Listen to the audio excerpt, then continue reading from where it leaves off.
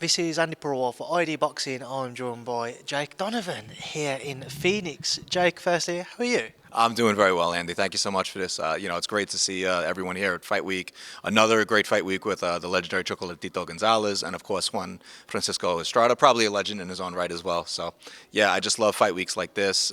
Even just being there at the press conference today, I was excited for that fight, and then just seeing all the fights up on the dais, I'm like, man, this is a really, really good card. So I cannot wait for Saturday night.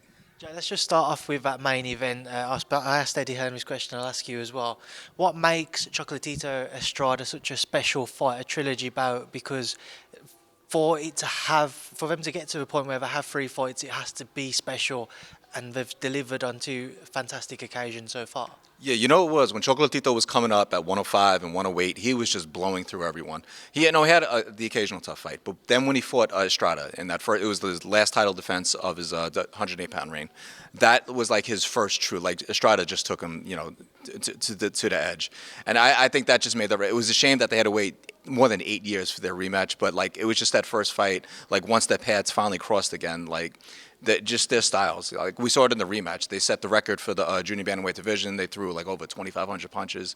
They just both bring it. They're the types. They rise to the level of opposition, and they're obviously going to bring the best out of each other.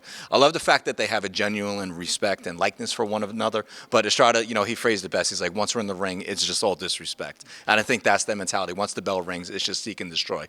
Then after the 12th round, no matter who their opponent is, they hug it out, and they're friends afterwards. Jake, Chocolatito just seems to continue to roll back the years every time he steps between the ropes. Is there a point where you think he's going to come, where we do see age catch up with him, and obviously he's been in some grueling fights in his career as well? Yeah, it's amazing. You look back to the rematch with Soderung when he was just stretched out on the canvas. It's like, okay, now is this like, okay, we saw a four-division champion. This has to be it. But then you look back, it's like, okay, he lost his trainer, Nufo Obando. He passed away prior to their first fight. And I was like, okay, well, maybe he just doesn't, come back. But his team did a great job of, piecing everything back together. He had the nice run. Then he fought Caliafy. That was like, when he beat him, I'm like, okay, maybe this is his last hurrah. It's like, how can he keep going? But then he had that terrific fight with Estrada, the rematch. A lot of people thought he won.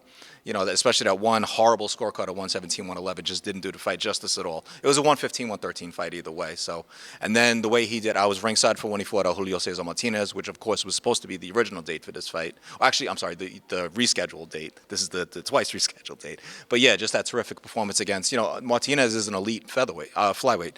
Probably one or two in the division, maybe right behind Sonny Edwards.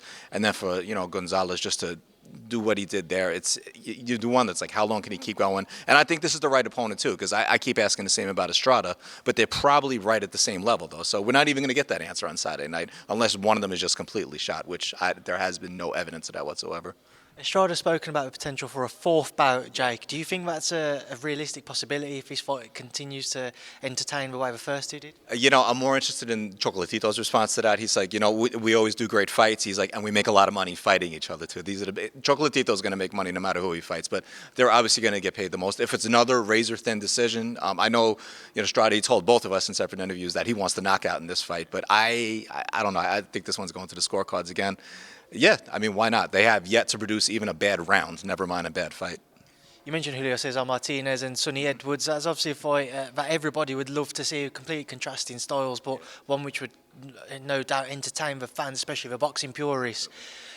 Jake, what is your understanding as to why we didn't see that fight when there was a lot of talk about it a few months ago, where it might have been close at one point? So I'm wondering if El Rey had like his managers, Eddie Reynoso, if their interpretation of what happened. My understanding was Sonny accepted the fight in the summertime. He was, even if he couldn't travel to the U.S., he said, F it, I'll just fight him in Mexico. Or, Ray can come over to England. Sonny agreed. This was like around July. The IBF even gave him permission to pursue that fight. My understanding, again, they held out until early September. Then the IBF just said, okay, well, we don't have a contract. Sonny kept hitting up Eddie. His version is he kept hitting up Eddie, kept hitting up, Martinez's team, said, where's the contract? Sign the contract. I've already agreed. He never heard back. Then he had to go fight Felix Alvarado, another terrific performance by Sonny Edwards, who I happen to think he's the best flyweight in the world. He's certainly the most disciplined. El Rey had the chance to, establish himself as the best flyweight, but it's kind of like he's almost on borrowed time. He's young, but he's already had so many hiccups along the way. He kind of has to prove himself that he is the best in the division, which I think there's a good opportunity for him. this weekend. But it's a shame that we're not getting that fight yet. But especially with Bam dropping down to flyweight, Eddie has all the motivation in the world to start like a unification tournament and get all these guys together. I mean, Eddie has mentioned he'd love to make a tournament on that front, but just sticking with those three names, Sonny, Bam Rodriguez and Julio Cesar Martinez, all three have been linked to potentially face each other next. Do you think it's realistic at least one of those fights will come on between two of those three names? I like the fact that Sonny has had the dialogue with Eddie. Like, for as much junk as he talks on Twitter, he does. He wants to further his career. It's like I think all of us will agree he's by far the best pure boxer at the weight. Bam is probably the most talented overall, but he's not quite yet a flyweight. So, but I think Sonny's the best boxer. El Rey is the best puncher. So. He generally wants these fights. He knows he's not going to get these fights to propel him. The Alvarado fight was terrific, but it was a mandatory. But Alvarado was a worthy mandatory. He's not going to get too many more of those. Just going the IBF route. So I think Sonny wants this for his legacy. I do believe that El Rey, he's made the changes. Eddie Reynoso took over the training duties for this camp. He swears he's serious. I hate to go the Adrian Broner route. This is the really changed version. But I just from what we've seen this week, he does look like a different fighter. And of course, Bam goes without saying. He's ready to fight anyone. So I do believe we'll get a legit tournament, and let's not discount Artem Dalakian from Ukraine. He's unbeaten. I know he's got a mandatory coming up. I think he'll be ready to get in that mix as well. So obviously he can't fight in Ukraine, so he's going to have to fight on the road. It's very possible this leads to an undisputed champion. Eddie's mentioned the tournament. Is it something which he's starting to put into motion now, as far as you're aware at all, Jake? I think with Bam dropping down to flyweight, that provides the motivation because we know Bam is going to fight everybody. So he has Bam, or co-promotes Bam. He has a stake in Julio Cesar Martinez. So that is his motivation. Maybe throw both of those guys at Sonny Edwards instead of having them fight each other. So get to if Sonny. Eddie even said he respects Sonny as a pure boxer, one of the best in the sport. So maybe you get two shots at Sonny Edwards. So I do believe we're going to see it. Jack, obviously back over on the other side of the pond where I'm from with this weekend, we see Fury-Chisora 3. Not the fight everybody wanted. There was a huge negative reaction when it was announced. We know Tyson's grew his American following significantly over the last couple of years thanks to his trilogy with Deontay Wilder. How was the Chisora fight received over here? Poorly, and Rob, he did a great job of discussing as well with, with Andy and Barry. But, even in running down the list of names, it's like, yes, everyone that's mentioned that's ranked ahead of Chisora is a better matchup. Chisora is the best selling point, though. He I don't know how well he sells over there, but I have to imagine he sells better than Arslanbek, all these guys. So it's, I kind of get, Fury. I respect the fact that, Fury, after unretiring for the 300th time this year, he wanted to get back in the ring. He was set. He wanted Usyk, he wanted Joshua. He told him, November or December. He's back in the ring December 3rd. This is, it's the fight we get. I haven't paid too much attention to fight week because I've been, paying more over here. But I get as far as like it having to be a pay-per-view.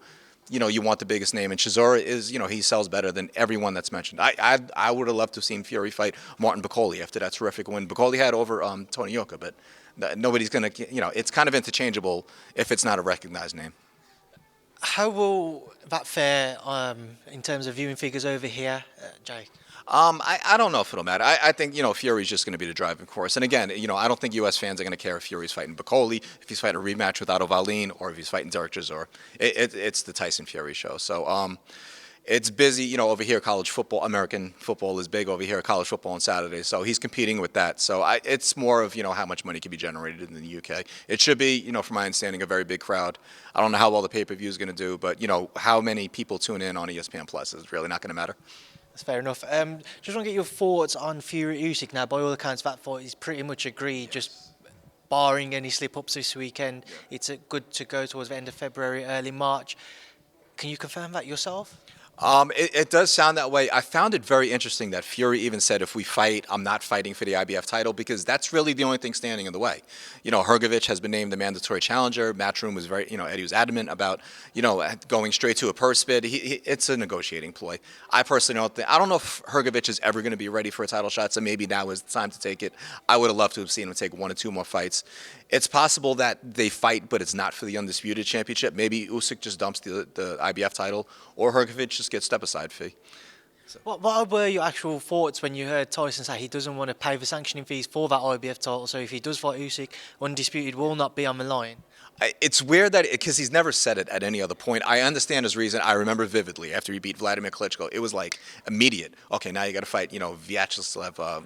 I can't remember. I think Glaskov or whatever. It wasn't even Charles Martin. Charles Martin was the number 2 contender. So I get that he wants to be spiteful towards them. Then he kind of self-destructed after that. But that one really wasn't as. I always thought it was very unfair that they went straight to a purse bid with that. But main events wanted to get that guy a title shot. So I'm surprised that he's taking it personal 7 years later. But I think maybe it's a ploy. Maybe he knows that it's the only way for him to go straight to Usyk. Jake, sticking with the heavyweight division, though, a big talking point recently has been Deontay Wilder and Anthony Joshua. Now, speaking to Eddie earlier, he said to me that he's somewhat mended the relationship with Shelley Finkel and Team Wilder. What's the perception of Eddie Hearn in America? You're kind of asking the wrong person, because I get along very well with Eddie. I've always enjoyed my relationship. For people who are Deontay Wilder fans, they are probably not Eddie Hearn fans. He just knows how to rub people the wrong way, and I think Eddie gets a kick out of it. So what's the saying? He enjoys, taking stick. So did I say that right? Yeah. Okay. So, but I do like the fact that I know Eddie reached out to Shelley. It always seems like, okay, well, here's the fight we have. Let's try to plan something else. I respected the fact that Shelley didn't want to get in touch with Eddie until after Deontay was done. He hadn't fought in over a year, so he wanted to get the Helenius fight out of the way. And then, Shelley did his due diligence. Okay, well, we got the Andy Ruiz fight no matter what. But let's see what bigger fight is out there. The only bigger fight that's out there, absent a 4th fight with Fury, is fighting Anthony Joshua. That, no matter what's at stake, and a belt will probably never be at stake for that fight, but to me, that's probably still the biggest fight in the heavyweight division. And I respect the fact that, Shelley, who has the lead in Deontay's career, probably even more so than Al Heyman, he's the one that can negotiate on his behalf. He's opened that dialogue with Eddie. So I'm a blind optimist when it comes to boxing. I do believe we will get that fight. Maybe not 2023, but I do believe we will see them fight at some point. Listening to Eddie speak earlier, it seems to be as if he's going to change his ways. He's not going to be as maybe open and forthcoming with his comments as what he has been, where he has rubbed up certain people the wrong way. It's no secret that over the last few years he hasn't had the best of relationships with PBC, as you mentioned. So on that front, is that kind of a vibe, and your understanding is why Eddie's more keen to start mending those relationships and look to put on some of these massive fights that we haven't had the chance to see yet? Yeah, I do. I don't know how long it's going to last, but I mean, he does realize that he has to do business with PBC, and not to drop too far down in weight, but obviously Leo Santa Cruz and Lee Wood is another fight that's on his mind. So, you can't, work on that fight without having a relationship with PBC. But, with Wilder, it's easy because you can just go, even if, you can't get with Al or, Louis DeCubas or anyone else at PBC, you could talk to Shelley. Shelley's going to be the one that's going to have the final say in Deontay's career. So it's good that he's recognized the places where he has to go to make these fights happen. I do believe he is sincere in that regard. So, Jake, I'm sticking with rather the Deontay Wilder-Anthony Joshua fight. Do you think it's realistic we do see it in 2023? I don't know. It sounds to me more like we're going to see an Anthony Joshua global tour, which I'm perfectly fine with. Look, he's done incredible things in the sport. 2-time heavyweight champion. Maybe he could become a 3-time heavyweight champion if the chips fall the right way. I don't know if he ever beats a Tyson Fury. Obviously, I don't think he's going to beat Usyk anymore. But I'm perfectly fine with the global tour, especially with Matchroom, expanding to Australia. I know Dempsey McKean was big on, maybe he lands a fight. So I think we'll see not a soft touch for Anthony Joshua's next fight, but something along the lines of okay, here's the attraction. Just get him back in the win column. Maybe 1 or 2 fights, and then we get to Deontay. I do think we're going to get Deontay Wilder and Andy Ruiz next. I know Deontay wants to exhaust every option, but if the fight is there to be made, that a fight with Andy Ruiz is never going to be any bigger. And I don't know if it's a risk. I think Deontay knocks out Andy Ruiz personally.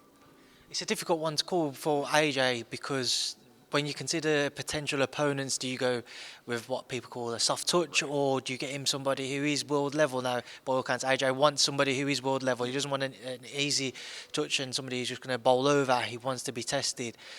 Who would fall into that category for his return if he does come back in end of March, April time? Yeah, that's a good question. Like I said, I mentioned Dempsey McKean. I don't know if he's ready for that fight, but if he's willing, why not? I think Otto Valin's name has come up as well. So to me, I can't think. The closest thing Anthony's had to a soft touch is probably Kubrat Pulev, who was his mandatory challenger. I mean, it wasn't like, okay, he handpicked him. He really didn't want that fight, but the IBF even told him, well, we're going to let you have the Andy Ruiz rematch, win the titles, but this is who you're going to fight next. So I think that's the only reason why he even went down that far. And Pulev was a fringe, maybe top 10 contender at that point. So Anthony's never really struck me as the type who wants to fight soft opposition. So I believe he still thinks he could become a 3-time champion. Jake, moving away from that, it's obviously been a very eventful 48 hours for Regis Prograis. Talk me through that entire scenario.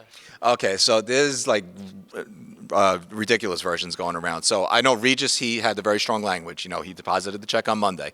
Wednesday, he said the bank notified him saying the check bounced due to insufficient funds. If that's what the bank told him, that's very specific language. I understand Marv Nation and Legend, their position that because it was a new account that was open, and I don't never got an explanation as to why they had to open a new account if they're already established business. But because so much money was moving around, Regis's check was the only one that was over $1 million. Like even Jose Zepeda, who got the same payday, he had deductions taken out to where it was less. Regis was the highest paid fighter on that card, so that's the one that drew the red flag. So whether or not the check actually bounced or he was told to not deposit until a certain time and he jumped the gun, that I haven't completely clarified, but. I'm glad it got straightened out. You know, I don't know if it took for him to tweet what he did for Mob Nation and Legends to react, but I know once he tweeted it, I got in touch with people right away, and they were like, it's already being worked on. So that tells me, you know, maybe he shouldn't have gone public, but maybe he should have gone to them first. It's obviously a great win for him this past weekend, being able to come back as a world champion. He's been desperate for his crack. He's got it now with that victory against Zepeda. So he moves forwards now. What do you think is next for him? Ramirez, Teofimo Lopez has been calling for it. If everyone does what the WB says, then it should be Jose Ramirez. Jose Ramirez said he wanted that fight. This is a fight that's been discussed for I don't know how long. Regis even tried to go to Top Rank at one point to get to Jose Ramirez. So this is a long overdue fight. I happen to think it'll probably be Jose's last fight at 140 if it does happen. But there's really no pathway to a title at 147. So I think even Josh Taylor is realizing that as well. He stuck it out. You know, to his credit, he wanted the rematch with Jack Catterall. I'm mentioning Josh for a reason.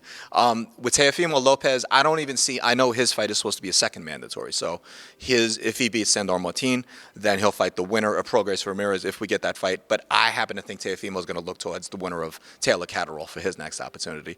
So for Regis' sake, because I thought he looked fantastic, and to me, he quite frankly he looks like the best 140-pound fighter in the world, even though Josh Taylor has that very narrow win over him, which I thought was I thought it was fair. But Regis looked like the best 140-pound fighter on the planet Saturday night.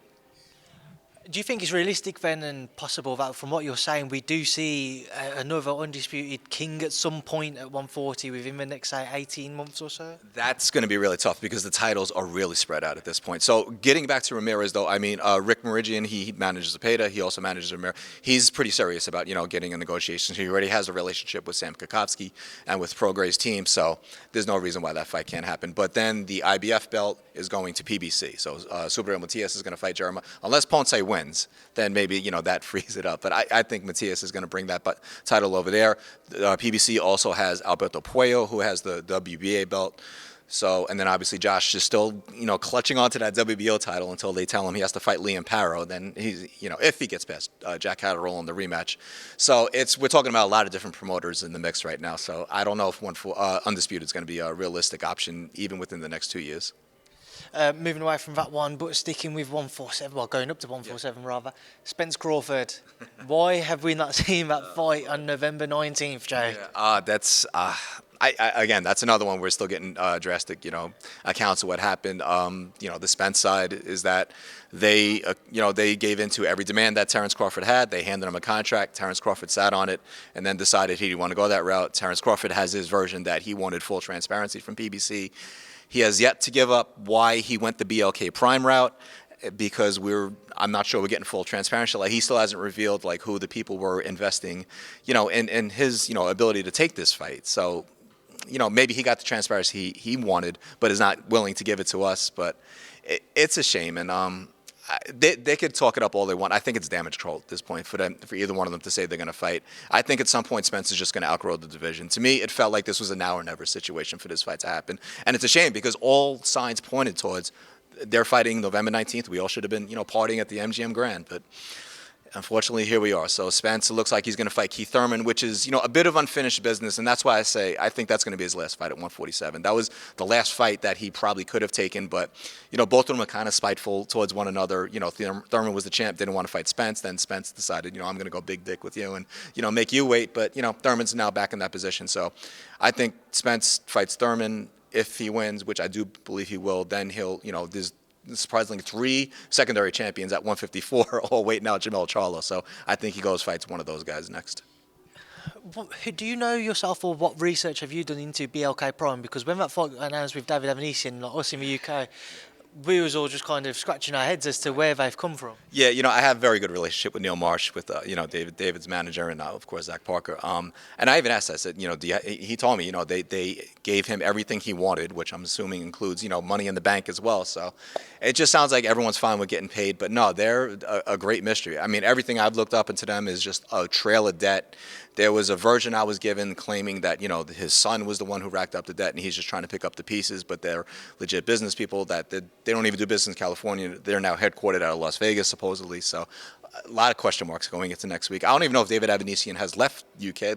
I'm not sure if he's... I think he has left now. Okay, yeah, because that was the big question. It's like, okay, usually, you want to be there 2 weeks, get acclimated to the new climate. But so, well, I think more of David Avanesian than a lot of people in the U.S. They sadly only remember him when he got beat by Lamont Peterson, when he barely beat Shane Mosley, when he got cooked by Mean Machine.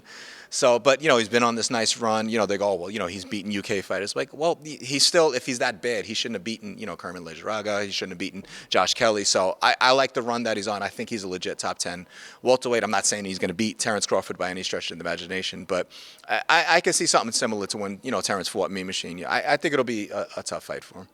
And then just a final topic to touch on, Gervonta Davis and Ryan Garcia. It's great to see that all of the sides coming together to get that over the line, but I wanted to get your understanding on the finer details for it as to how the entire show will work, the broadcast situation, not necessarily who's getting paid what, but who's getting the bigger purse out of the two, if there is a bigger purse. Yeah, just your understanding on everything. Yeah, so the driving force in this was Ryan Garcia. He said, I absolutely want this fight. He knows he just can't keep getting, whatever paid. I'm sure he's going to get a soft touch for his fight in January. I don't think it's going to be as tough as Gervonta's fight with Hector Luis Garcia.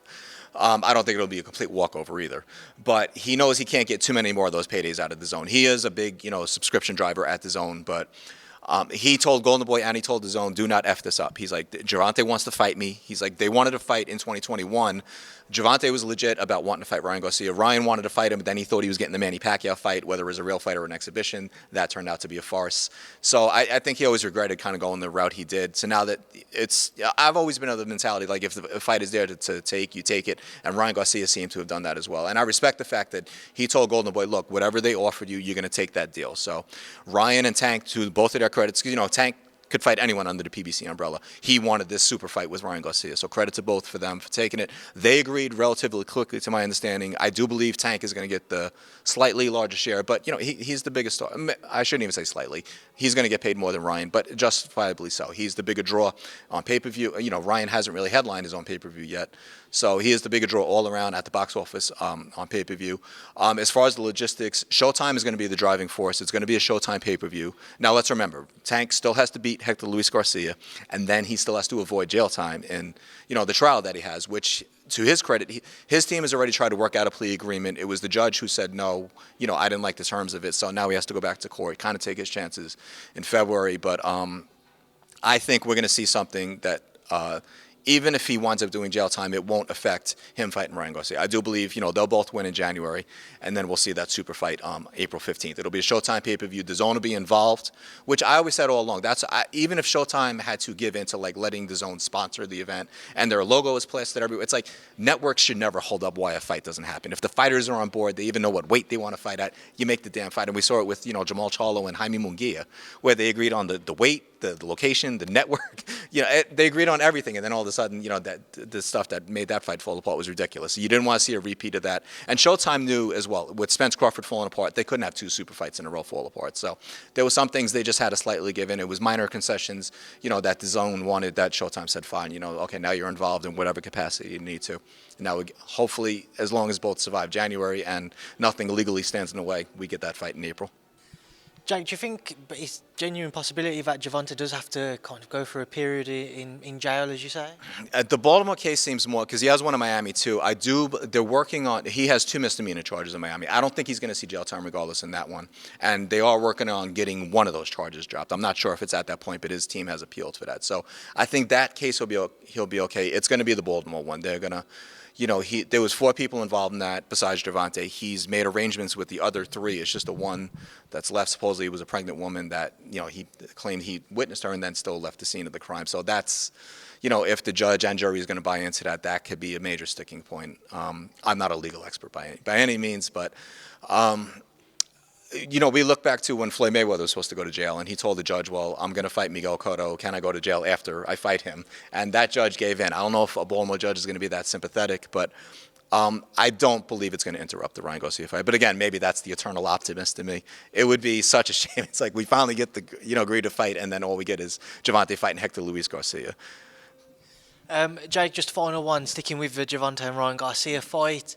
We get to know a date, an official date, a venue and what have you. Do you have any idea as to where it would most likely take place and as close to a date as what your understanding is? I heard April 15th. I thought Las Vegas. I know PBC or TGB Promotion specifically has a bunch of holds at the MGM Grand Garden Arena. Not all those days. Obviously, they had a hold on January 7th, but that fight's now going to take place in D.C. I do believe April. It feels like a Vegas fight. It's either there or it's Southern California, and those dates going to book up really quick, especially with hockey and basketball. The Staples Center where would be a perfect fit. It just probably won't be available at that time. So I do believe we'll get it April 15th in Las Vegas. I also saw in that tweet that May 7th was booked up by PBC or by TGB as well. Yes. So May 7th synonymous with a certain Canelo Alvarez. So can you give me an understanding as to what the move was there? Yeah, everyone kept speculating that was going to be the date for Tank and Ryan. It just feels like a little bit too far out, especially if these trials result in like him having to serve any kind of sentence. That's why I feel like that we're going to get that in April. And regardless of what Deontay is trying to explore, I do believe we're going to see Deontay Wilder and Andy Ruiz. This is just my prediction. I think we'll get that fight. That's if there's a big Cinco de Mayo fight for Andy Ruiz, it's going to be against Deontay Wilder. I don't think he's the big draw that they make him out to be, but a fight with Deontay Wilder is a massive, massive fight, especially in Las Vegas for that weekend. Right, Jake, we've covered a number of topics. We can leave it there now and we can leave you to enjoy the rest of your evening. Pleasure to do this for the first time. It will not be the last. So thank you for speaking to me in ID Boxing. Yeah, absolutely. And it's a long overdue pleasure. Like I said, we've seen each other, quite a few shows, so I'm glad we finally got to sit down. This is a truly an honor. You, Rob Tebbett, you guys are doing amazing things at ID Boxing, so I really appreciate, being a part of it, even, just an interview form. Jake, listen, it's a pleasure, and I appreciate the kind words there, as I know the team well. So thank you for speaking to us, and enjoy the rest of your evening. Absolutely, and shout out to Jordan Pollock as well. So I know he's a big fan of mine too. So.